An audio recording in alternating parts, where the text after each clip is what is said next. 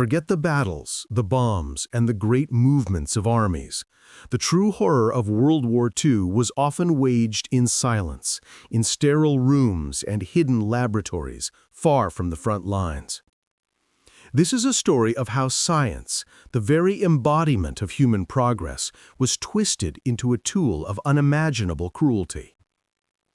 During the war, under the banners of the Axis powers, Imperial Japan and Nazi Germany, thousands of human beings were not viewed as patients or prisoners, but as disposable, experimental subjects.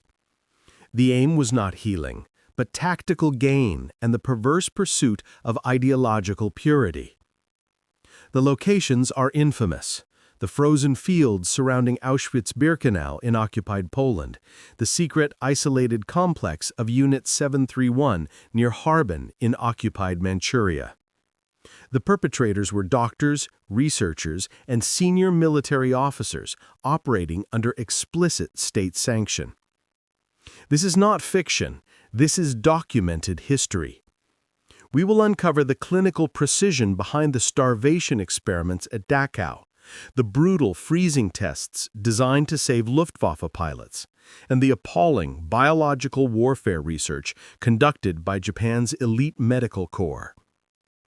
The story of these wartime experiments is one that history tried to bury.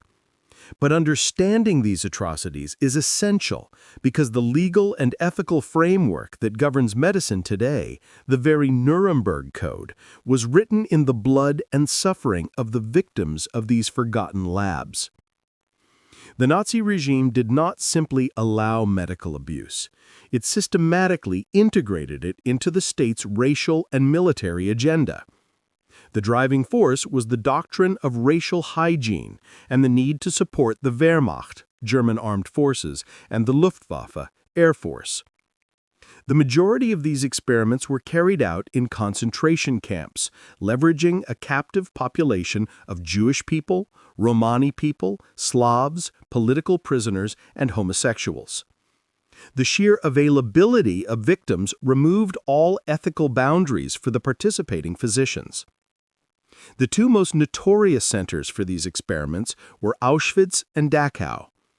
The perpetrators included high-ranking SS physicians, most notably Dr. Josef Mengele at Auschwitz, often called the Angel of Death.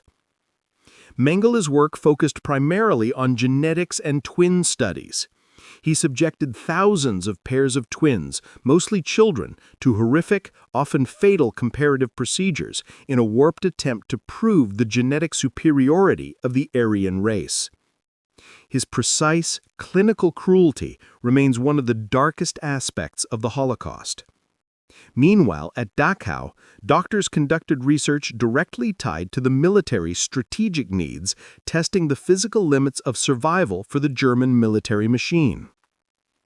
At Dachau concentration camp, the experiments were ruthlessly focused on solving tactical problems faced by the Luftwaffe and Kriegsmarine, Navy. The most infamous were the freezing experiments. The goal of the freezing tests was simple: find the fastest and most effective way to warm up German pilots who had crashed into the frigid waters of the North Sea. Prisoners were stripped, plunged into icy water, or left naked in sub-zero temperatures for hours. These trials were meticulously documented. The chief medical supervisor was Dr. Sigmund Roscher, a personal favorite of Heinrich Himmler.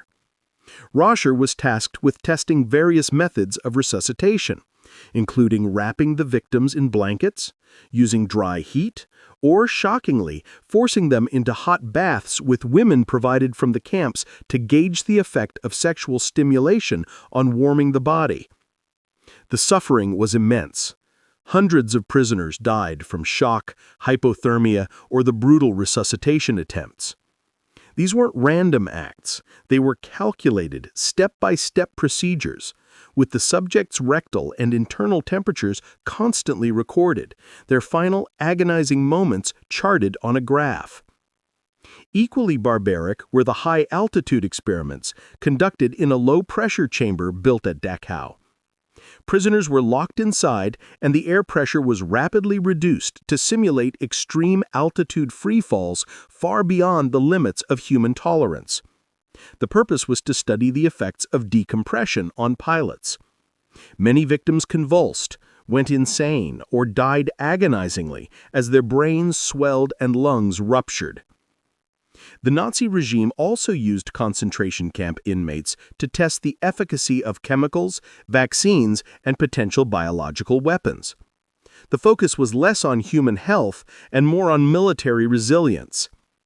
At Sachsenhausen and Natzweiler-Struthof, experiments were conducted using poison gas. Prisoners were exposed to various mustard gases and phosgene to test the effectiveness of new antidotes and protective clothing. Victims suffered agonizing chemical burns and long-term lung damage. Large-scale disease infection experiments were carried out at Buchenwald and Natzweiler. Prisoners were deliberately infected with dangerous pathogens, including typhus, malaria, tuberculosis, and jaundice. The goal was to test experimental vaccines or study the progression of the untreated disease. In the typhus experiments at Buchenwald, overseen by Dr. Erwin Dingschuler, prisoners were injected with the bacteria, and then groups were given different experimental vaccines. The survival rates of the control groups, those who received no treatment, were 0. The results were compiled into neat reports, but at the cost of hundreds of innocent lives. These experiments provided the Nazis with valuable data on how to treat their own troops. But at their core, they were driven by the racist ideology that deemed the lives of the victims as utterly worthless. While the Nazi atrocities became widely known at the Nuremberg trials, the extent of the human experimentation carried out by Imperial Japan was suppressed for decades, largely due to a controversial deal made with the United States. The center of this horror was Unit 731, a covert biological and chemical warfare research and development center established in 1937 near Harbin in occupied Manchuria. It was run by Lieutenant General Shiro Ishii, a brilliant but utterly psychopathic surgeon and microbiologist. The scale of the cruelty at Unit 731 was arguably unmatched. Victims, who included captured Chinese soldiers, civilians, Soviet spies, and others, were referred to clinically as maruta, or logs, dehumanizing them completely. The facility was a fortress of depravity, featuring laboratories, dissection rooms, firing ranges, and a large incinerator. The estimated number of people killed in Unit 731's experiments ranges from 3,000 to over 10,000. Ishii and his staff pursued the development of weapons designed to wipe out large populations, making Unit 731 a true precursor to modern biological warfare programs. The research at Unit 731 was focused on lethality and transmission vectors. Prisoners were subjected to tests designed to measure the efficiency of various biological weapons. Victims were deliberately infected with deadly diseases, including plague, cholera, anthrax, tuberculosis, and jaundice. The goal was to test experimental vaccines or study the progression of the untreated disease.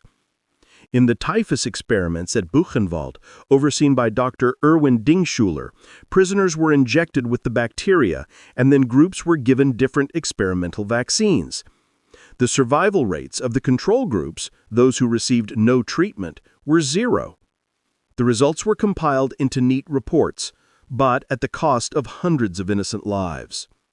These experiments provided the Nazis with valuable data on how to treat their own troops.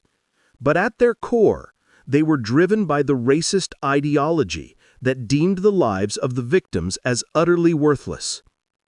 As the tide of the war turned, both Axis powers sought to destroy the evidence of their experiments. In Germany, concentration camp records were burned, and remaining prisoners were subjected to forced, brutal death marches.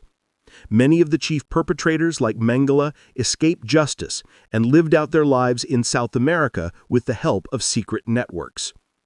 In Japan, General Ishii ordered the complete destruction of Unit 731 just before the Soviet invasion in August 1945.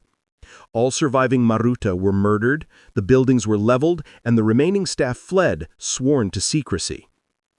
The subsequent handling of the Japanese war crimes by the Allied powers, specifically the United States, is a major source of controversy and cover-up. The U.S. military, particularly its biological warfare unit at Fort Detrick, Maryland, became interested in Ishii's data. In a highly controversial decision, the U.S. granted immunity to prosecution to General Ishii and his key staff at Unit 731 in exchange for the complete archive of their human experimental data. This ensured that no major Japanese doctor involved in these atrocities ever faced a tribunal similar to Nuremberg. While the Japanese perpetrators escaped justice, many of their Nazi counterparts did not. The doctor's trial was held in Nuremberg between 19